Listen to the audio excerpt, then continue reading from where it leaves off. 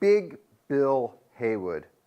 One-eyed, powerfully built, he was a mountain of a man who had come out of the silver mines in the West to become a well-known labor leader as miners struggled to organize themselves against the large interests of the East. In the West, there was a movement for industrial mining organizations, different from that of the East, in which craft unions, especially the ones of the AFL, predominated.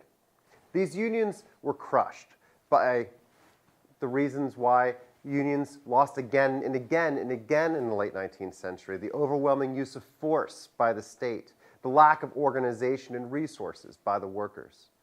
But Big Bill Haywood didn't take this, as Gompers did, as a reason to give up on industrial organizing and organizing the unskilled, or even opposing the state. In fact, he thought they should go even further. After the mine workers are crushed in 1904, there arises a new movement representing a more radical vision of class politics: the International Workers of the World, the IWW, the Wobblies, and Big Bill Haywood is at the center of this new movement. Compare the speech at the inaugural meeting of the IWW with what you know about craft unionism and Gompers and the AFL in Chicago. As Big Bill Haywood took the stage in 1905 in Chicago, he took a new vision of unionism with him. Fellow workers, this is the Continental Congress of the working class. We are here to confederate the workers of this country into a working class movement that shall have for its purpose the emancipation of the working class from the slave bondage of capitalism. They wanted bread. They wanted the good things of capitalism, but they also wanted revolution. And not revolution tempered with the small businessmen like the Knights of Labor, but a revolution against capitalism itself. The preamble to its constitution read, quote, "The working class and the employing class have nothing in common.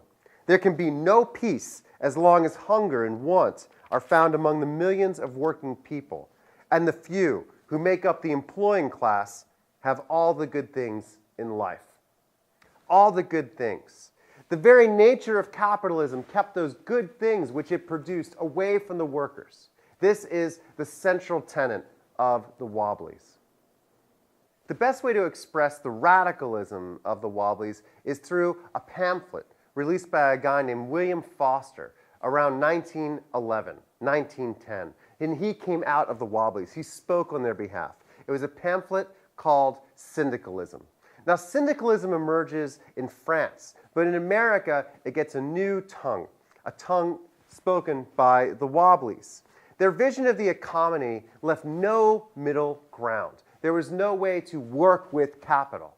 In this syndicalist vision, it would be a new workers' paradise when all the workers would rise up in a general strike across the country, shut everything down.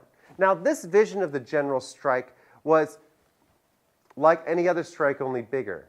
But it was what came next that truly made syndicalism different. In their vision, the workers would then form committees and reopen all the factories and hospitals and restaurants under worker control.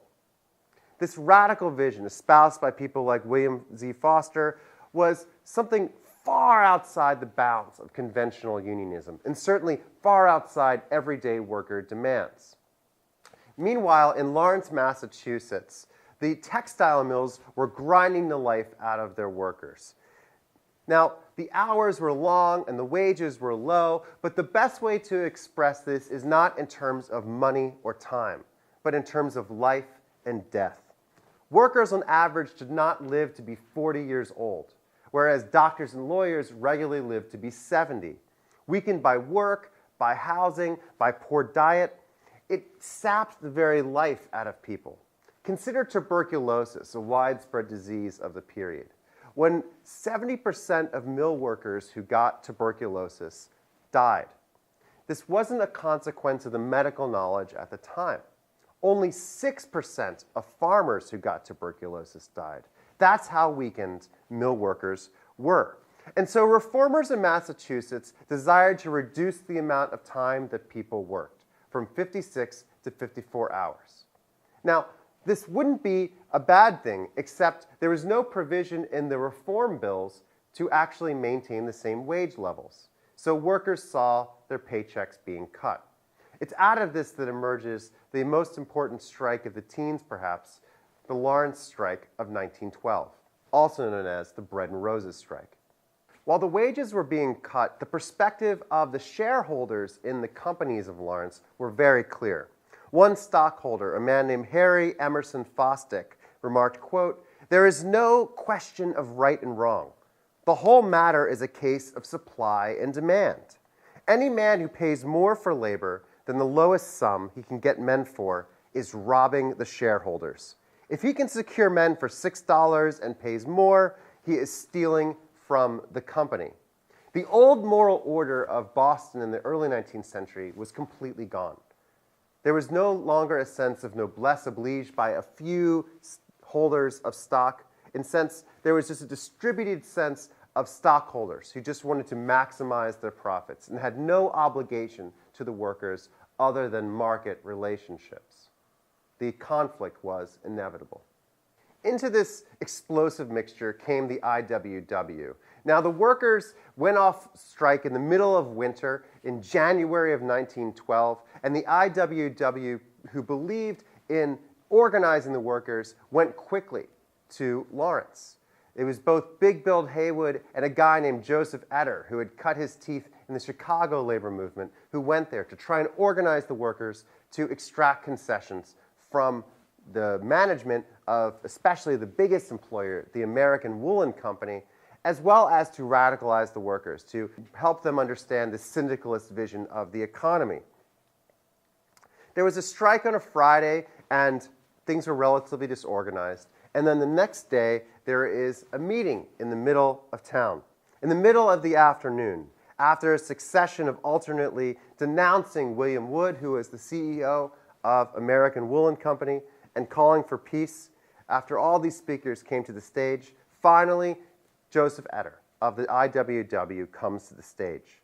He spoke to the crowd directly and told them something that they had never heard before, that they were the most important people in the world, that their hands built the mills, that their hands ran the mills, that their work had made Billy Wood rich. He called on the workers to stop random violence, but also to stop the mills. Monday morning, quote, "You have to go close the mills that you've caused to shut down, tighter than you have them now. By stopping work, workers would avoid injury." Etter reminded them, quote, "You cannot win by fighting with your fists against men armed or the militia, but you have a weapon they have not got. You have the weapon of labor, and with that you can beat them down if you stick together." This is the first message of peaceful resistance to capital, rather than destroying, simply picketing, simply not working. So this radical organization is espousing peaceful resistance. And then they do something else that is, in fact, the most radical different thing about this moment. Speaking to this crowd of ethnically diverse people in Lawrence who had frequently been pushed against one another by employers, he repeated the exact same speech in 6 other languages. Joseph Etter spoke 7 languages. He's a polyglot. And so as he spoke to the crowd, not in English the second time, but Italian, he truly connected with them. As the strikers picketed the outside of the mills, they stopped workers from going in, stopping anyone with a pail. And in that cold winter day, men with hoses began to spray water all over them, freezing them in the single-digit winter air. And as Etter wandered in the crowd that day and through the week, he made speeches and encouraged unity between ethnic groups in all the languages that he spoke. He said, "Forget that you are Hebrews. Forget that you are Poles, Germans, or Russians. Among workers, there is only one nationality, one race, one creed." He told native workers, quote, "not to play the aristocrat because you speak English, are habituated to the country, have a trade, and are better paid. Throw in your lot with the low paid. You must either reach down and lift them up, or they will reach up and pull you down. This is a message of unity, of tolerance, of difference. This is something that is really novel and very different from that of the AFL. And the AFL leaders were not happy with this. As they began to organize the workers in Lawrence, they reached out among these communities. Angelo Rocco organized the Italians. Samuel Lipson organized the Jews. Joseph Bedard, the Quebecois. Cyril de Tolérant, the Belgians, and so on. They began to bring these disparate communities together. Relief organization was organized along ethnic lines. Nearly 4,000 meals a day were being served. But workers and kids of workers could cross those ethnic lines. One Orthodox Jewish man remembered that as a boy, he had at a Belgian soup kitchen his very first ham sandwich. He had never had ham or a hot dog before, and when he came home, his mother offered him some bread, which he turned down because he had already eaten. So you can imagine his mother. She scrubbed his mouth out with soap, and presumably it was kosher soap, to be sure. But it's hard to get that delicious taste of bacon out of your mouth. And it's out of these moments that new kinds of connections are formed between ethnic groups, whether Jew and Belgian, German and Pole, or any of the other polyglot immigrants who now were the textile workers of Lawrence, Massachusetts.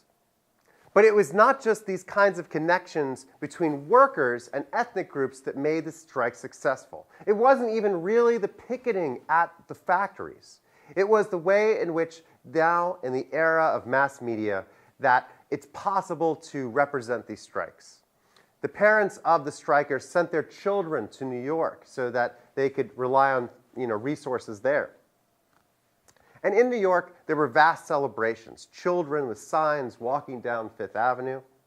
But the people who owned the factories in Lawrence knew that this was a terrible PR move for them. It represented them badly that poor, ragged children were walking down the streets of New York City in view of everyone having their photos taken.